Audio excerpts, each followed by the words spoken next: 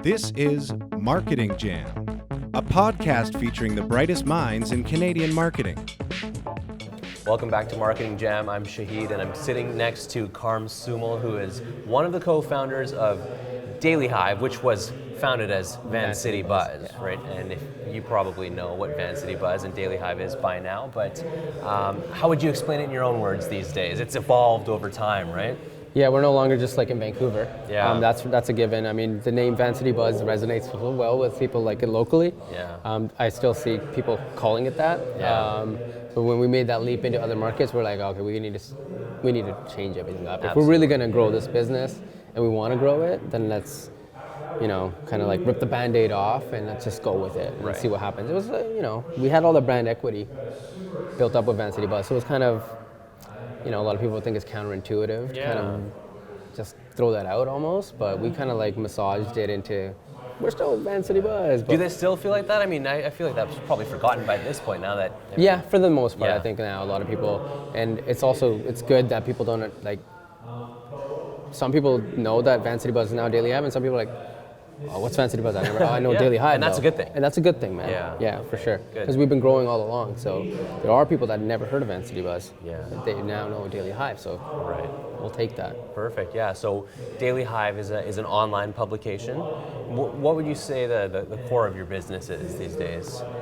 At the core of the business is content. It's content. Obviously, whether it's written, photo, video, but it's still content. Delivering content that is primarily localized to whatever city we're located in.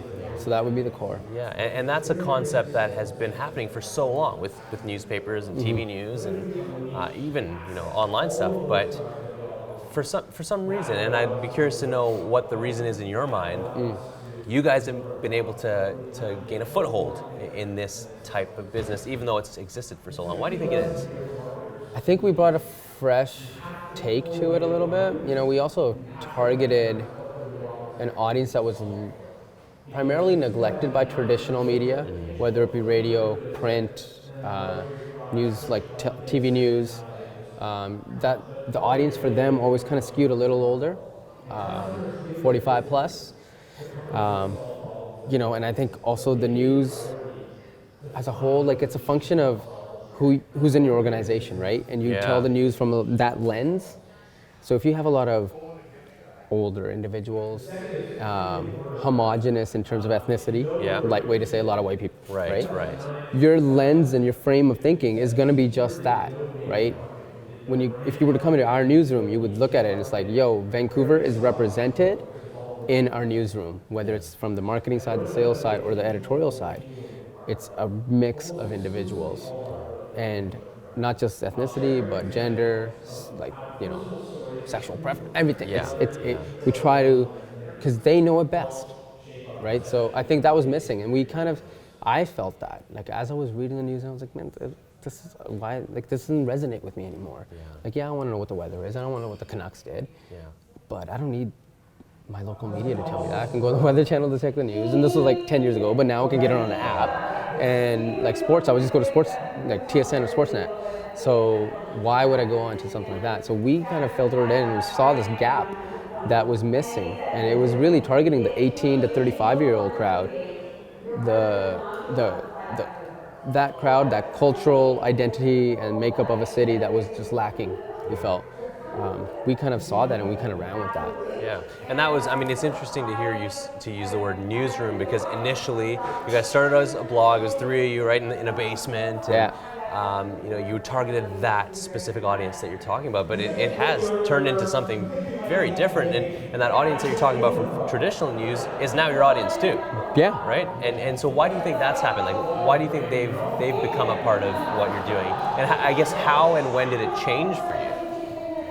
It changed in a sense that we grew an audience on all the other stuff, whether it's food, things to do in your city, movers and shakers within the demographic we're going after, cultural stuff. But we looked at it and we're like, okay, we need more. And so we're like, well, how do we do that? Well, let's just start covering the news. Yeah. But let's cover it to the news that we kind of can cover. You're not gonna see us going and doing in-depth exposés or some undercover crazy shit. We're not gonna do that. Yeah.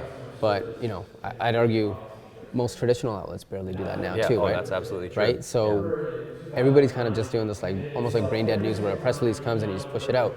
And if you learn how the news world works, everybody's just sitting in front of a screen waiting for a press release. Whether it's from the VPD, the West Vancouver Police Department, whoever, they're waiting for that, and then they react. It's like, well, fuck, I can do that. Like what? Just because you went to journal, like, I'm not investigative reporting, and we don't do that. I mean, not to the level that true investigative journalism can do. So I was like, we can take a slice of this and now grow our audience, and that's what we did. We saw that, and we were able to double our audience. Because day to day, so much is going on. And before we were not talking about it. We started snipping and like trying it and testing it, and we're like, people are reading us for regular news. And I never thought they would, but they did. So we're like, well, why not give them a little bit more? But still hold on to and maintain the core of what we build, and then just kind of lay it on top and keep evolving what we are. That's, I think, the one thing we've never done. We never allowed ourselves to be just pigeonholed, like internally. Like I know externally, a lot of people are like, oh, I loved it when you just talked about what's going on. I don't want news from you. I was okay, that's fine, but a lot of people do want news from us, so we're gonna give it, right? I think that's where we kind of made that leap when people were clicking on it. Yeah, and I mean, what you've done recently in terms of Dish and Urbanized, this is a way for people to get exactly what they want and not maybe necessarily have to look at other things. Exactly. Do you see that going more in that direction where the content is more tailored and specific to what people want to see, as opposed to what's just put out there? Yeah, I think like there's a lot of people, like I said, if they don't want us for news, but they still love our food content, they love our real estate content, and like civic issues and transportation, whatever, sure, then if you love our food content, we got Dish for you. Go for it. Just follow that page. You'll never get any news stuff on that. And if you love real estate, transportation, civic issues, city hall kind of debates, Urbanized is for you. Boom. You don't have to follow our news. You don't have to get any of the other stuff if you don't want it that way, right? And we've seen that that's actually helped us in kind of grow our audience and kind of make it a little bit more of increase the loyalty to certain channels, whether it be Dish, Urbanized. We've launched a cannabis channel, Grow. We started cultivating like a new audience through that. It's just layering on these things so that we don't just stagnate, and fight for every click. So content is the core of your business, but it kind of is one part of it. It enables so many other things. So one other side of it is bringing in other partners, right? And advertisers are one of those partners, and I guess agencies like Jelly working with you guys is another place where you guys do business. So maybe tell me a little bit about how you guys tread that line of I guess monetizing the content that you are putting out there, because at the end of the day you still want to serve the audience and produce content that they want to see. At the end of the day, you got to make money or you're not going to be in business, right? So and I think readers, even deep down, even the ones that don't like advertising, understand that. I mean, if you don't understand that, we're not funded by taxpayer money. We're not the CBC. So ain't nobody giving me money, So I have to sell advertising, whether it's custom content, native content, sponsored video, sponsored ads, homepage takeovers, whatever. We have to sell something in order to pay people and keep our 56 employees employed and grow the business, and you find that people they're understanding of that at this point. I think when you go on Facebook comments and people are like, oh, sponsored real estate ad, knew it, Daily Hive sold out. I'm like, really? Have we sold out? Like, you go and if you click on like the most left-wing media in Vancouver is the Georgia Straight. They're funded by real estate development ads. The hypocrisy of that is insane. I've always loved real estate, and I hate that shit's expensive. But if a developer wants to tell me that they have a new project, there's an audience that we have that probably can afford it. Now, I may not be even able to afford what we're pitching, but who's to say? Like, as long as other people are clicking it and the developer and our client is happy, we've served that portion. People come to us for real estate. A lot of it's not our fault that it's expensive. But I'm not gonna say I'm not a hypocrite. I know we love real estate. We talk about it passionately, and I actually think there should be more development. That's Right? So if a developer comes to me, it almost makes sense. Whereas like you see other papers doing it, you're like, you say you're this, but then you're actually not from the money you're taking. Let's just be real, right? Yeah. Like we're real. Well, I take money from advertisers. Yeah. How else am I going to pay for the business and the staff? Yeah. Right? But we do have to be picky and choosy as to who we associate with ourselves with, right? Like, because we do need to know our audience and not, pitch something that's so left field that nobody likes it. Right. But as long as, there's a chunk of our audience that will appreciate this, it's there. If you don't like it, scroll up, man. It's not hard. Yeah, right? exactly. You don't have to click it. You don't have to click it, and you can just scroll up.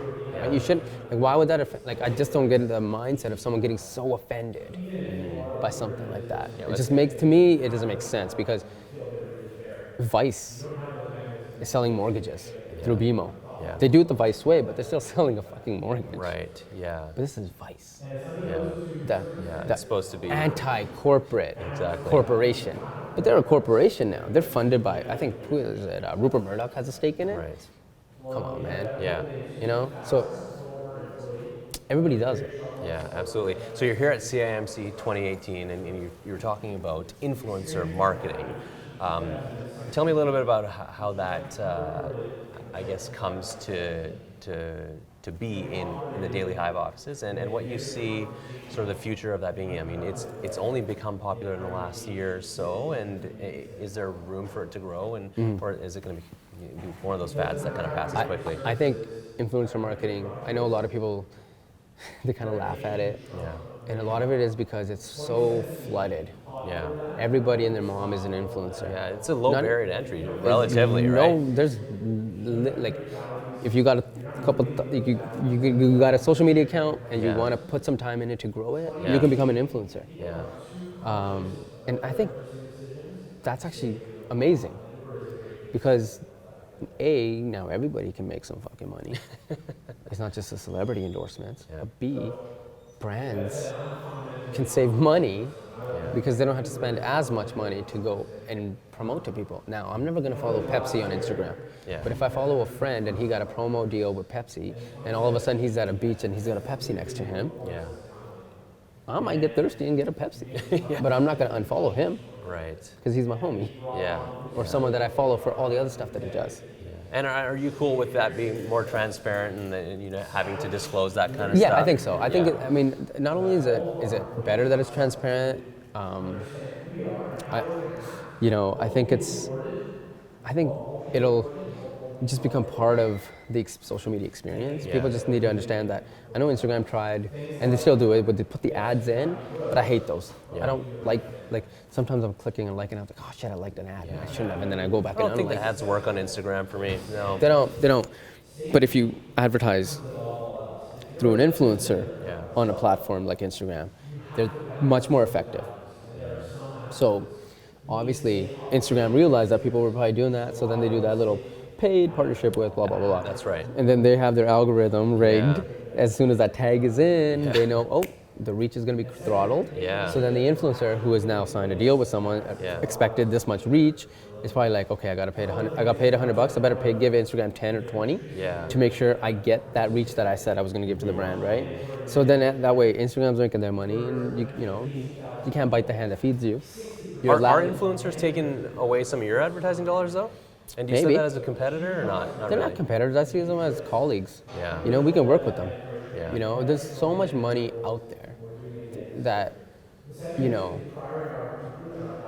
work with an influencer or work with us. The pie is big enough. Yeah, the pie is so big, or work with the influencer and work with us so that the influencer posts on their channel and they also post. We use that photo that's already created and everything's done on our channel, and then now you're able to amplify it again. And they're different pieces of content, Different right? I mean, pieces. the influencer marketing advertising style is very niche. You really know what that audience is, and whereas somebody who's going to be advertising with you might know the audience, but it's going to probably be more general, right? It's more general, a little bit more broad. I mean, you can go in and really fine tune it, but it just depends on the product offering, right?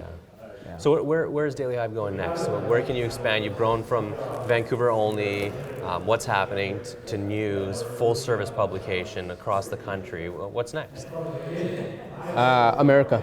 Yeah? Yeah, we're really. You say that with confidence. Yeah. I say it with confidence because it's already in the process. Yeah. We're just looking at all the stuff that we need to do. We're looking at how much money do we got, how much is it going to take to get into that market. And is there a void there for something like Daily There is a Hive? void in certain markets. There's certain markets that are saturated, right? But even when we went into Toronto, we knew it was a saturated market. It's the media mecca of Canada. Right. And everybody and their mom has a blog on there, right? So we knew it was a saturated market, but we were able to make a significant dent and knock out some established players. And I was like, if we can do it in that market, there's no market where I don't think we can compete. Does that mean we're number one in every market? Probably not. Realistically, I want to be number one in every market, but it's not going to happen. And I'm not an idiot to think that. But if I can compete and hold our own, we're good. Yeah. And so America should not be no different than going into Toronto. And when you go into those markets, like when you went into Eastern Canada, you guys are pretty lean, right? Like you operate still like a startup and like you did in the basement, right? And that probably helps you survive a little bit when you do expand. Our budget was so minimal when we started there. Yeah. And going into our new markets in America, the budgets will still be bootstrapped. We may have a little bit more money to play with, but even then, our mentality's always been is we're a startup. Yeah. And we want to keep that energy going because that energy allows us to be efficient and effective with less resources. Yeah. There's a burnout level, obviously. For sure. Now we've, had to kind of go through peaks and troughs, and I'm getting older, so my energy's not. Yeah, so the energy isn't the same, but I still go at it like I wake up every day like I just started this business. Do you pinch yourself a little bit, like you've done this big thing, you've taken out some big players, and you've become the big player, and then now you've got people trying to be like you. Is it, you believe it? Did you ever want this? I never grew up wanting this. Yeah. This is not what I'm a certified professional accountant by trade, and I still go to these classes so I can maintain those 3 letters behind my name. I don't know why. I never fuck. I'm never going to go back into that world. But I just felt like I went to school for that. I might as well keep it. But there was times where I didn't really.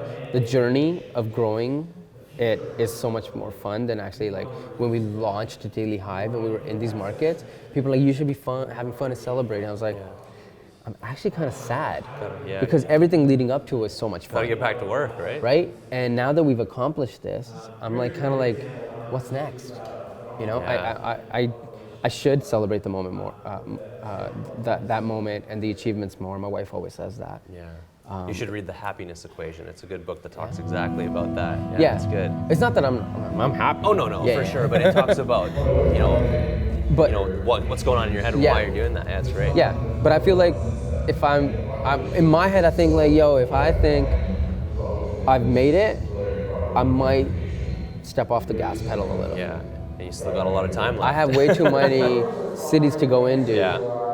Before I can step off that gas pedal. I got 20, 30 years still to go. And then you got to cross the Atlantic too. So. Yeah, I want to go into Europe and go the other side, across the Pacific too, right? Yeah. And forge some relationships in Asia. So there's too much to still get into in my head. So I don't know. Yeah. Well, good job so far. It's been awesome talking to you. And man, thank you. Looking forward to seeing where you go next. Pleasure. Appreciate it, man. Thank you.